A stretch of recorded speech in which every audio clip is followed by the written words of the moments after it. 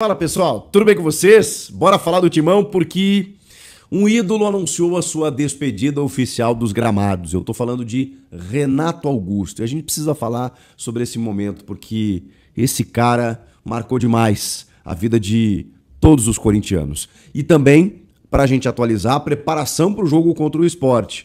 Tem gente voltando, tem gente que ainda não está confirmada. Vamos atualizar tudo isso? Chega mais, eu sou o Chico Garcia, inscreva-se no canal. Você já se inscreveu no canal? Tô aguardando, não custa nada, rapaziada. Você que assiste os meus vídeos, gosta do conteúdo e quer estar inscrito, quer acessar o YouTube e ver o meu vídeo sendo oferecido para você, a gente tem vídeo todos os dias aqui, pois não, é só se inscrever, não custa nada, tá bom? O like também me ajuda a espalhar o meu vídeo aqui na plataforma.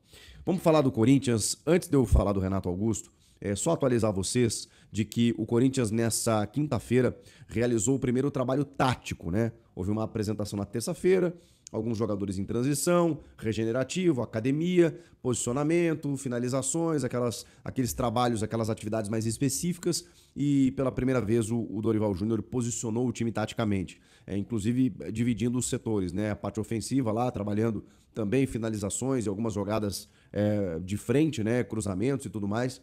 E a parte defensiva, trabalhando a bola aérea, especialmente a bola parada defensiva, né? Com os zagueiros e também saída de bola. Dessa maneira, o que a gente tem sobre os lesionados? A gente já sabe que aqueles que demandam um tempo maior de retorno, eles ainda não estarão à disposição. Falo do Memphis, falo do Garro e falo do Carrilho, obviamente. Agora, o Raniel e o Charles, eles ainda não têm presença garantida. Porque o Raniel, por exemplo, ele trabalhou uma parte com os companheiros, ele participou de uma parte do treinamento. Depois, ele fez um trabalho solo. Ele está ainda na transição. O mesmo vale para o Charles. E eu foco mais no Raniel porque o Charles é um complemento de grupo, né? O Raniel, eu já disse para vocês, é um pilar desse time do Dorival, especialmente no aspecto defensivo, e a volta dele seria fundamental. O Raniel é um cara tem uma genética boa, um cara que se cuida, muito forte fisicamente, mas é claro, né? Uma lesão muscular demanda, obviamente, todos os cuidados. Ele tá nessa transição, por isso que ele ainda não está confirmado para o jogo de domingo. Tem duas atividades ainda que vão acontecer nesta sexta-feira e também no sábado pela manhã. Depois o time viaja para Recife. Então, se o Ranieri não participar do treinamento dessa sexta-feira, dificilmente ele vai estar à disposição. Se ele participar já, pelo menos uma parte, né? E aí dá um indício, né, de que no sábado ele consiga participar da atividade, acho que pelo menos para o banco ele vai. Mas a gente ainda não consegue cravar essa situação, né? O Breno Bidon está de volta de suspensão, o Guinegão está suspenso e o José Martínez vem trabalhando normalmente, esse vai estar à disposição também. E o Hugo, lateral, que também entrou no segundo tempo contra o Fluminense, ele também vai estar à disposição.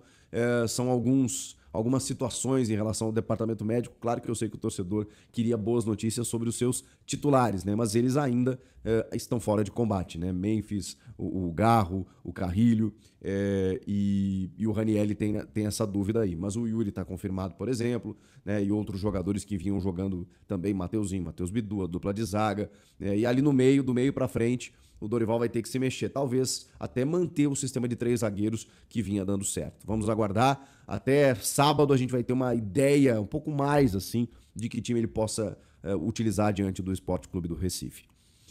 Vamos falar sobre Renato Augusto. Não foi só ele, né? O Gil, o zagueiro Gil, com mais de 400 jogos pelo Corinthians, também multicampeão, um zagueiro que está na história, um cara super importante, seleção brasileira.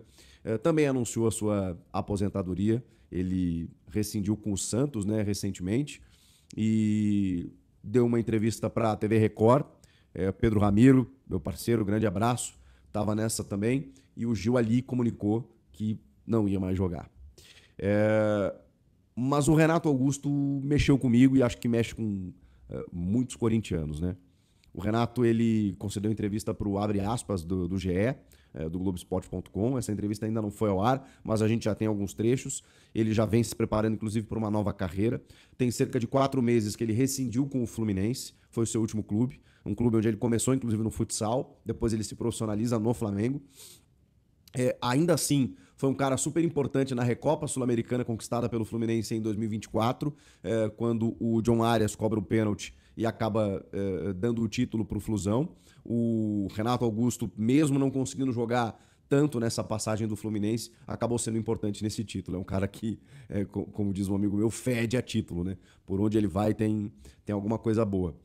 Mas aí, antes disso, teve esse retorno do Renato Augusto ao Corinthians e tem, claro, aquela primeira passagem dele, onde ele renasce para o futebol, e ele diz isso aos quatro ventos, né? Porque ali ele teve uma recuperação física quando muita gente não imaginava, e se torna, ao lado do Jadson, o craque do Campeonato Brasileiro de 2015. Para mim ele foi o craque absoluto, mas o Jadson jogou muita bola também. Aquele time era incrível, né? Tecnicamente, plasticamente falando, aquele time do Tite de 2015.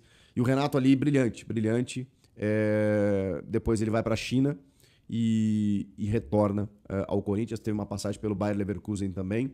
E na seleção brasileira, acho que ele tem também essa dor, eu também tenho essa dor, daquele segundo tempo contra a Bélgica, em que ele entra, faz um gol, muda o jogo e perde uma chance que ele não costuma perder. E o Brasil jogou muito mais do que a Bélgica, e a gente poderia pelo menos ter levado o jogo para a prorrogação. Foi um jogador sempre muito importante, de uma característica que era muito difícil encontrar na seleção, né? Jogador do nível do Paulinho, né? Do quilate do Paulinho, mas o Paulinho é até um cara mais físico, né? Do vai e vem, e o Renato o cara mais cerebral ali no meio, não sendo necessariamente um camisa 10, sendo um 8,5, né? Podendo cair pelos lados, centralizar o jogo, pensar as jogadas com muita tranquilidade, com muita genialidade. E campeão olímpico, né? Um dos poucos, né? Um dos 3 acima de 23 anos, que é convocado ali em 2016, e ele se torna super importante, até pela liderança com os mais novos, naquela campanha do nosso primeiro ouro olímpico da história, nas Olimpíadas disputadas no Rio. O Renato, assim, cara, falando pessoalmente, escrevi um texto até na minha rede social, para quem quiser lá conferir, no meu Instagram, @ChicoGarcia, com 2 As no fim. Vou tentar reproduzir aqui, né? Eu não vou ler o texto, nada, mas vou passar meu sentimento, assim. Foi sem dúvida nenhuma, um dos mais brilhantes jogadores que eu vi com os meus olhos. Eu sei que você pode estar, muita gente pode estar até achando que é um exagero, pode pensar, quando a gente fala assim, pô, eu tenho 44 anos, né? Então eu vi muita gente boa. Só pra falar dos tops, né? Você tem Ronaldinho Gaúcho, você tem Cristiano Ronaldo, Messi, Zidane também, Ronaldo Fenômeno. Eu vi muitos craques, evidentemente. Mas o Renato, ele me encantava, cara. E me encantava, assim, em todas as fases, todas as passagens dele, seja pela seleção. Vi ele mais de perto no Corinthians nessa segunda passagem, né? Quando eu morava em São Paulo aqui. E falar a verdade pra vocês, cara, eu, mesmo com todos os problemas que o Renato teve, né? Físicos e clínicos até, uma dificuldade para conseguir jogar em vários momentos. Eu acompanhei muitos jogos do Corinthians, inclusive em loco, alguns treinamentos. E eu comentava com colegas, cara, de verdade, eu sabia que isso iria acontecer em algum momento. Eu sabia que o Renato iria ter que parar de jogar futebol em algum momento. E eu falava pra eles, cara, vamos aproveitar esse cara aí, porque é um privilégio ver esse cara jogar futebol. Porque assim, não é só a parte técnica. O Renato é um cara que você olha pra ele e você vê que ele leva a profissão a sério. Ele leva a sua profissão com seriedade. Ali não estava apenas um jogador, estava um atleta na acepção da palavra. Estava um cara comprometido com uma causa. Estava um treinador dentro de campo. Um cara muito inteligente, mas muito inteligente para jogar futebol. Porque, como diz Andrea Pirlo, né, o italiano, o futebol se joga com a cabeça, né? Os pés são apenas instrumentos. E é verdade. E o Renato, ele absorvia isso de tal maneira que ele jogava verdadeiramente com a cabeça. Ele pouco suava, inclusive. A gente transpirava mais vendo ele jogar pelo nervosismo que a gente tinha e ele não. O Renato, eu brinco que ele tinha uma pausa no tempo só para ele, né? Quando ele dominava uma bola pela meia esquerda para buscar um ângulo para finalizar, e ali parece que ninguém chegava. Parece que ninguém chegava para roubar a bola dele. Parece que ali ele tinha todo o tempo do mundo para finalizar uma jogada, para enfiar um passe, para tentar uma bola por elevação, para fazer uma jogada combinada. Ali, a sensação que a gente tinha é que ele tinha todo o tempo do mundo para pensar no que ele fosse fazer. E sempre saía alguma coisa boa. Sempre saía alguma coisa boa. O Renato, apesar de todos os problemas, de todas as dificuldades nesses últimos anos de Corinthians, né, especificamente, um cara que salvou o Corinthians em muitos jogos. Jogador de 3 pontos, né? Comenta aqui como você resumiria Renato Augusto? Eu vou fazer esse desafio para vocês no chat aí. Fale algumas palavras, vai que ele assiste o vídeo e abre os comentários aqui para ver o que estão falando dele, né? Quem sabe? Comenta, inscreva-se no canal, vai, não custa nada. Deixa o like também, eu volto na próxima. Tchau!